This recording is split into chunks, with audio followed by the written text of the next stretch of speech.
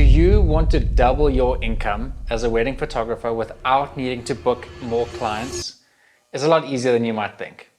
You need to start offering photo and video coverage as a solo shooter on a wedding day. Here's exactly how I film and photograph a full wedding day completely on my own. We're going to take a look at the gear, the settings, and the moments that you can't afford to miss. If you're only offering photography for wedding days right now, you are leaving thousands on the table for every single wedding that you shoot. So today I'm going to show you how you can double your income using a photo and video hybrid coverage approach for wedding days. So first of all, let's take a look at some of the benefits of offering photo and video as a solo shooter on a wedding day.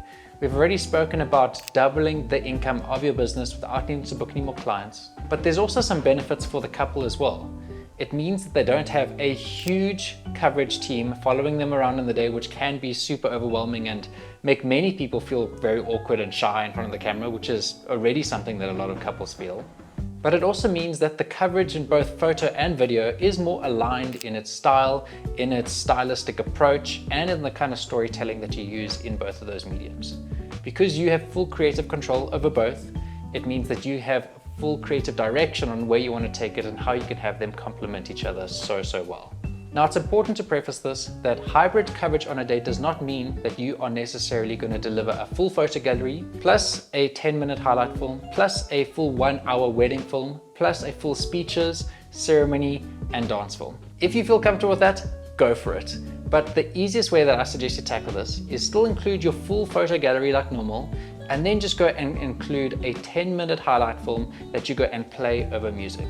Think of it a bit like a music video for the wedding day. So then, what are the things that you need in order to adequately cover a wedding day for both photo and video without stressing yourself out and making sure that you capture all the important moments? You need a camera that can very easily switch between photo and video seamlessly, something that has great handheld stabilization for when you're recording video, and something that is going to be super reliable on the day. I recommend the Sony a7 IV. I believe that the Canon R6 II and R6 III are pretty good with this too, but the Sony a7 IV has been my absolute workhorse when it comes to wedding days. You're also going to need a second video camera and a tripod. A zoom lens like a 28-70 is super helpful, something that's going to make it really easy so that you don't need to actually go and swap out lenses on the day. You need an ND filter to cover your exposure for video side, and you definitely need fast SD cards. There can be nothing that slows you down doing hybrid coverage. So we're going to take a look at a full timeline, but before we do that, we need to make really clear what kind of settings you actually need to be dealing with when you are shooting hybrid coverage. Now, all of your photo settings, those can pretty much stay as is, but the reason why I like the Sony a7 IV so much for hybrid coverage is because you can have separate settings saved for photo and for video. Now, if you don't have separate mode settings on your camera, if you've got something like the Sony a7 III, you can get around this by having a custom saved profile. We're not going to talk too much about that today. That is a bit of a workaround that you can work out with your own camera, but the Sony a7 IV makes it really easy because I can make sure that my white balance, my shutter speed, and my general exposure does not carry across the settings between photo mode and video mode.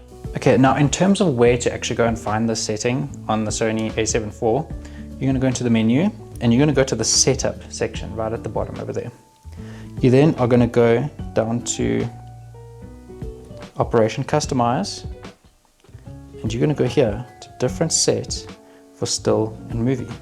Now look at these things that I've ticked off here. So it means that aperture and shutter speed, white balance and picture profile and focus mode are not going to carry across, meaning that if I am in video mode like I am now, you'll notice that I've got 1/50th for my shutter speed, f2.8, and I'm at 4400 Kelvin over there for my white balance.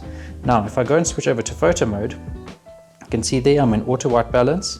I am at f2.8 just because that's what I originally saved it as, and I've got it at 1/100th of the shutter speed. Now if I go and change this and then switch back over to video mode, you will notice that these settings do not carry over.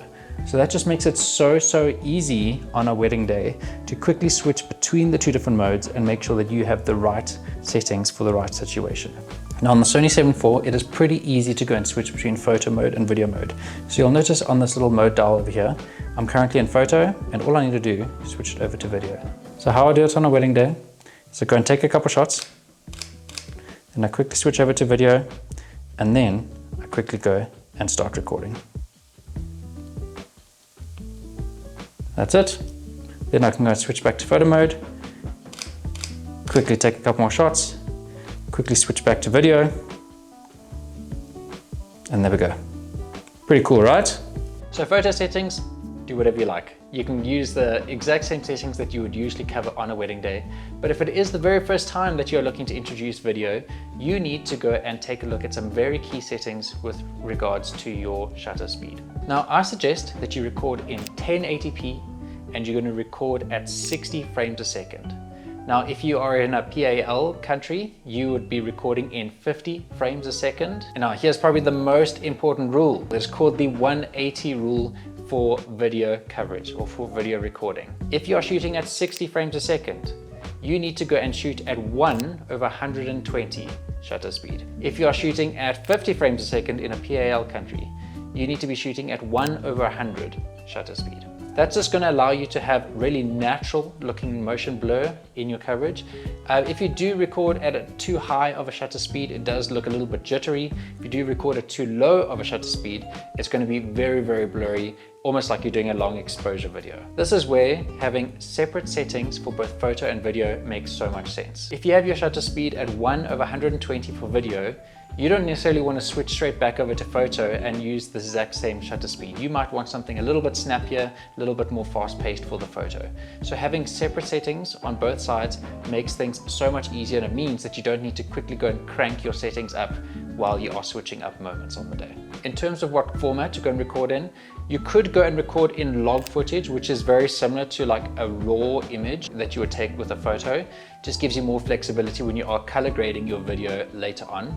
But if you want to keep things simple, record in Rec 709. If you don't want to do too much editing afterwards, sometimes it's just called a standard picture profile. Now, where does the ND filter come in? That is going to really help you maintain correct exposure with your videos, even though you are at 1/120 shutter speed. Anyone who knows the exposure triangle for photos knows that 1/120 is going to give you a really, really bright image, particularly if you want to record at a lower aperture, something like 1.8 or 2.8 even. The ND filter is going to really help you maintain a consistent exposure and make sure that your video isn't completely blown out and unrecoverable. Now, what about audio on the big day? You could just go and use the internal audio on your camera. It is not going to be great. So something that I do recommend is maybe including a shotgun mic on top of your camera. Now, if you don't have that, you could go and mic up the couple if you did want to include things like their vows on the day. But even that is a little bit accessory. You could just go and record ambient audio if you feel like you aren't in a noisy space and you're not in a space that is going to echo too much. But if you want to create a really premium product, if you want to create a really premium deliverable, you want to have fantastic audio, and a little lapel mic like this can go a long way to capturing really clear audio for the ceremony, for the speeches, and just make sure that everything is clearly audible in the video that you deliver. Now, for the rest of the day, for the actual highlight film that you're going to be creating, most of the clips are going to be played over music anyways. So the audio that you actually record on the day is not as important, unless there's a couple little snippets here and there that you want to include in the video. You've got full creative direction with that, but even just including clips over some really cinematic video, it goes a long way to really wowing a couple on a wedding day. And to go and try and take photos while your camera is on a gimbal is pretty much impossible. I'm actually going to say it. So we are going to completely do away with the gimbal, and you are going to shoot all of your shots handheld with your camera. Now, this is why it makes sense to have a camera that's got some pretty decent stabilization built in it, or at least have a lens that's got some really good stabilization. And some quick tips here: you're going to hold the camera as close to your body as possible so that you actually become the stabilization there, and you're going to shoot a little bit wider than normal. So if you'd usually go and shoot at 50 millimeters, maybe bring it down to 35 millimeters, and then you won't notice the camera shake as much. So let's now go and take a look at what the hybrid shooting workflow on a wedding day actually looks like. Now, it's not about shooting more, it's about shooting smarter. So the workflow that I would suggest, starting off with the prep and details, you go out and lay all your details, and you go and set the scene to plan your shots. You take your photos first. After that, you go and capture a few 5 to 10 second long video clips that you can then go and use towards the highlight film. You use exactly the same angle, which is going to save you a bit of time, And this is the process that we're actually going to take throughout the whole morning. You're going to go and take a couple photos, then you're going to go and take a couple 5 to 10 second long video clips of the exact same angle of the exact same scene. Now when it comes to the ceremony, things change up a little bit over here. It's quite easy to capture photo and video throughout a whole day as a single person, except for the important moments like the first kiss and walking down the aisle. This is where your second camera and tripod come in. So what I'd suggest is that you have at least one other camera on a fixed tripod that can record the whole ceremony at once. It's even better if you can have 2 cameras so that you've got multiple angles and you can have variety in the angles there. Now, I would suggest that you have your second camera on a tripod at a 45-degree angle on the side. You go and point that towards the groom to get his reaction. You then can go and stand in the aisle, actually just a little bit out of the aisle in one of the seat areas, and you're going to be ready for one of the most important moments of the day, which is the bride walking down the aisle. So this is where you need to catch a couple photos of the groom's reaction, and you need to then whip around and take a couple photos of the bride walking in. You're then going to flip to video and capture 3 to 5 seconds of her walking down, and then you're going to flip back to photo in order for you to go and get the meeting of the 2 parties there. Now, as soon as that has happened, this is where you can actually go and take the camera that you have on a tripod and move it in position if you need to adjust slightly. And if you want to go and then bring it into the aisle and have it shooting directly down the middle, this would be a good moment for you to do this as well. Now, something to consider is that if you don't want a break in the coverage between when you are moving that tripod from one section to another, it does help to have a second tripod camera just recording an angle so that you have unbroken coverage. Another thing you could do is just have an assistant joining you on the day so that you can maintain video coverage. You can use your handheld video, and then they can actually go and move the second camera that is on a tripod into place, and as soon as they give you a thumbs up, then you can stop recording video on your handheld camera and get into position for any other shots that you want to get. Okay, this is the most difficult part of the day to manage, but with a process like that, it is very doable, and I've done it at quite a few weddings myself. Now, before I even tested out this method, I had a slightly different one. In fact, let me get a couple cameras to show you. So what I did at the very first hybrid coverage wedding I did is I had a dual camera harness on. So I had 2 cameras with me. I had one camera that was shooting video, one camera that was shooting photo. So what I did is for the first kiss, I held the video camera upside down like this, put the photo camera on top, and I just let the bottom camera, the video camera, record. And then as the first kiss was happening, I was just busy taking photos with the top camera like that. And it actually worked really, really well. So if you want to use that as another backup, you are more than welcome to use that. I'm not going to patent the idea. Okay, next up, you have the confetti walk, or just after they finish their ceremony and they are walking out of the church or the chapel or wherever the ceremony happened. Now at this point, I suggest you're going to be constantly flipping between photo and video. So take a couple photos, switch to video mode, capture a 3-second long clip, switch back to photo, take a couple photos, and then switch back to video and take another 3-second long video clip. Now at this point, it may be a good idea to decide if the couple is going to do a dip halfway down their confetti walk. Do you want to capture that on photo or video, or are you going to ask the couple to do a really, really long dip and kiss so that you can do a little bit of both? Something to consider and something to chat about with them in their check-in call. After that, we have some canapes, which is pretty easy. You've got a lot of time available to you there. And then we have the couple shoot.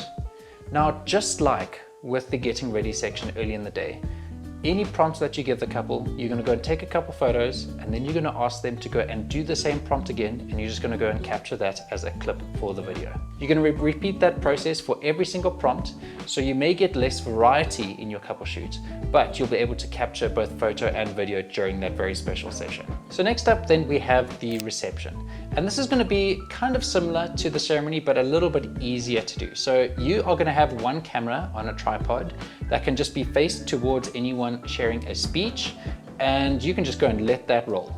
You can let that roll for however long the speeches last for, and usually you actually don't need to go and move around the speeches camera too much. So that can actually just be, clicked record on, and then you can leave it and forget about it. You can then roam around with your handheld camera and take some photos, or if you want to go and capture some other kind of candid moments that you can record in video on your handheld camera, that works pretty nicely too. Now the same for the first dance.